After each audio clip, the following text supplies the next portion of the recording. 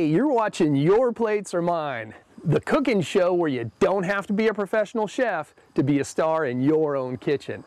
I'm your host, David Miller, and we bring you the best recipes from cooks just like you and I. So what do you say? Spend a little time with us, and we're going to show you how to make a fantastic recipe that you're going to want to share with your family and friends.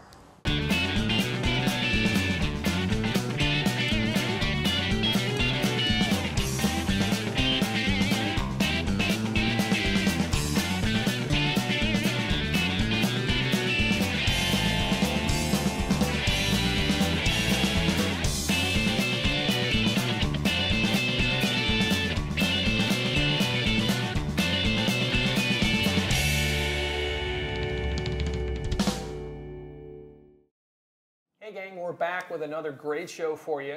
I'm here with Lisa Battles, a Nashville area editor and blogger who has become rather notorious around the office for her special treats that she brings in. Word got back to us, so we tracked her down. Lisa, thanks so much for having us. Thanks for having me. I'm glad to be here. And tell me a little bit about what we're going to be doing today. It's just basically taking things and seeing what you can do with them. It's like Legos with sugar. Well, great. I can't wait to get started. Now, normally you don't want mice in your kitchen, but we're going to make an exception in this case. Hopefully you will have some mice at the end of it. They won't be nibbling on your food. You'll be nibbling on them. Ah. But the first step that you have is to assemble your ingredients. Basically, all this is assembly, so assemble what you need. Basically, what we have here is just some of the chocolate bark that you get in the baking section, grocery store. Milk chocolate here for the mice. Oreos, the regular double stuff Oreos. The more white filling, the better for the end product. Okay.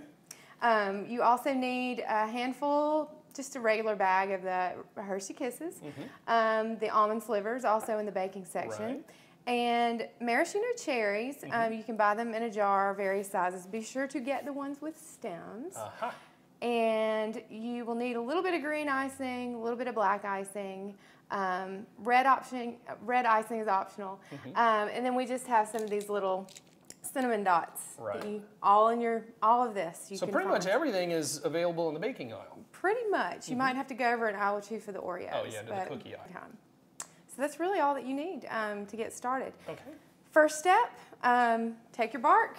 We're going to take this and microwave it. The package directions say to do 1 minute and then stir it up. It may even still look solid in the tray in the microwave. It's not. It's like when you microwave ice cream. I don't know if you ever did that as a kid, but I did.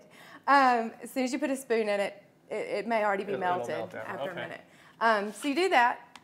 I'm gonna get on that. While we're waiting on that to warm up, we'll go ahead and start working with our Oreos.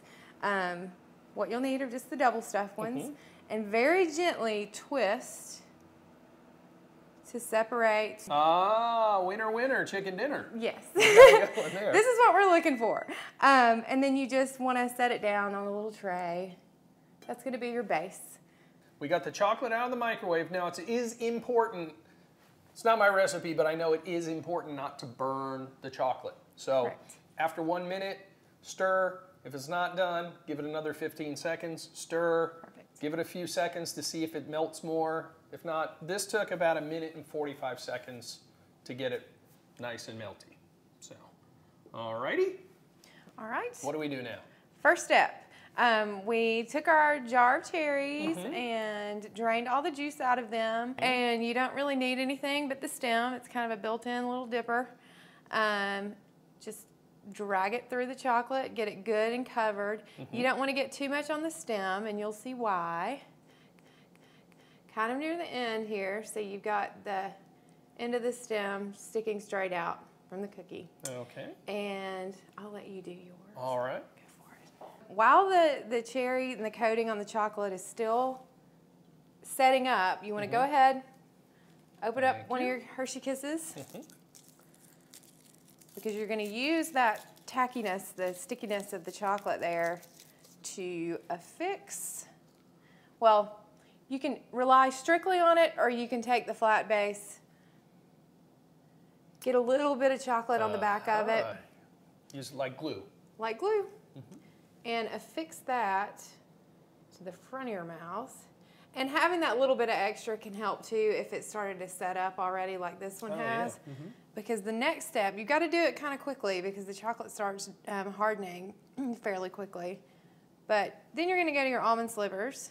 Try to pick out a couple that match roughly in size. And you're going to wedge those in. The next thing you do, well, you can garnish the sides first or you can add the eyes first. I kind of like to add the eyes first because that's when they all start to have their little character.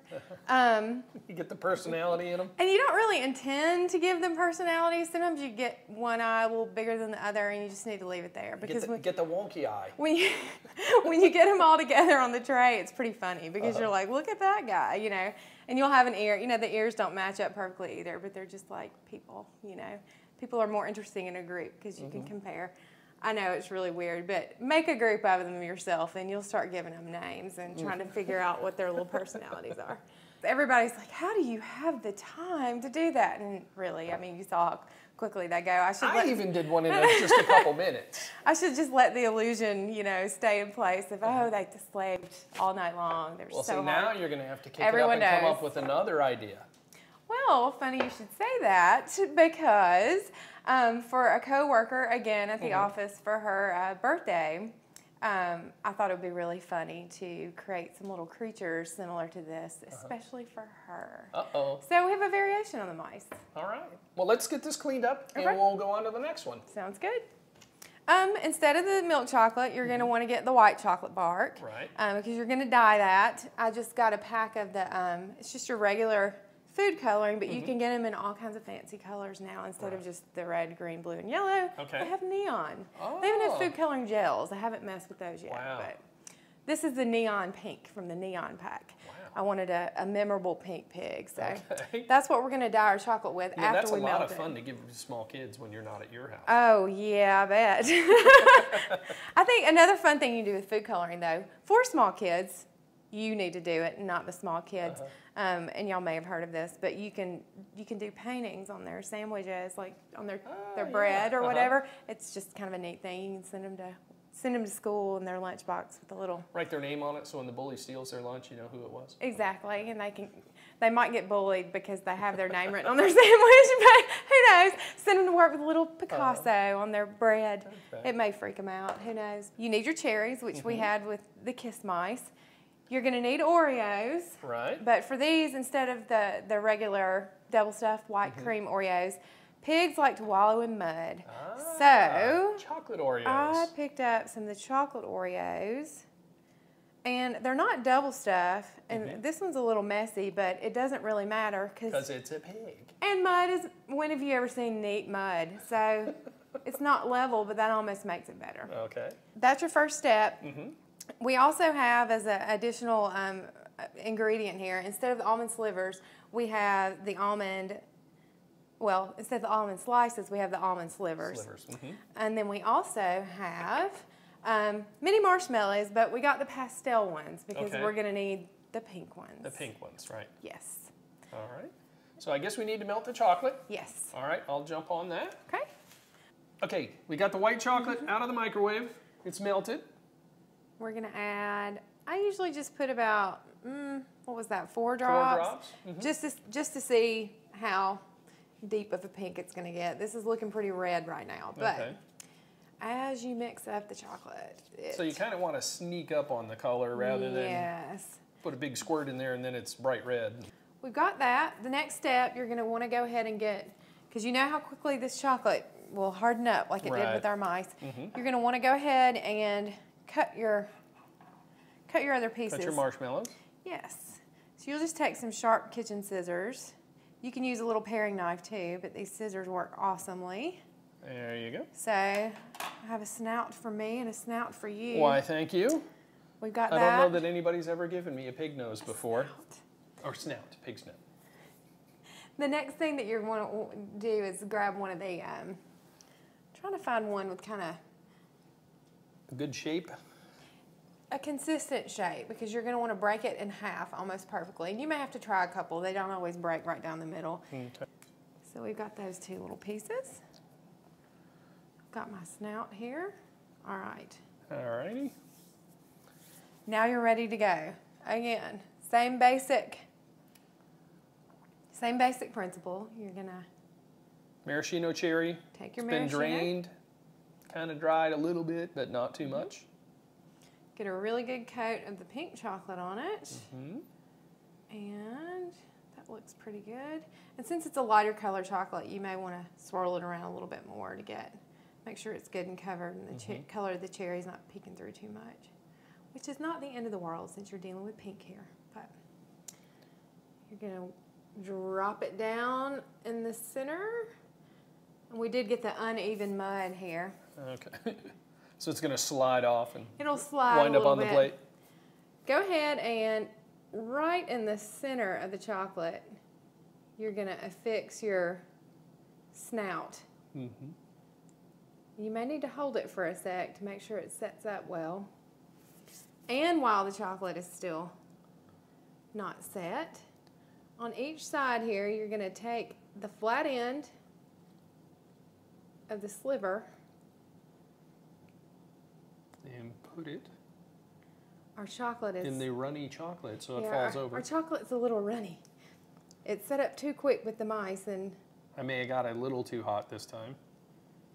But if you get them positioned just right and it sets up, you may need to just kind of hold them there for a second while the chocolate sets up. But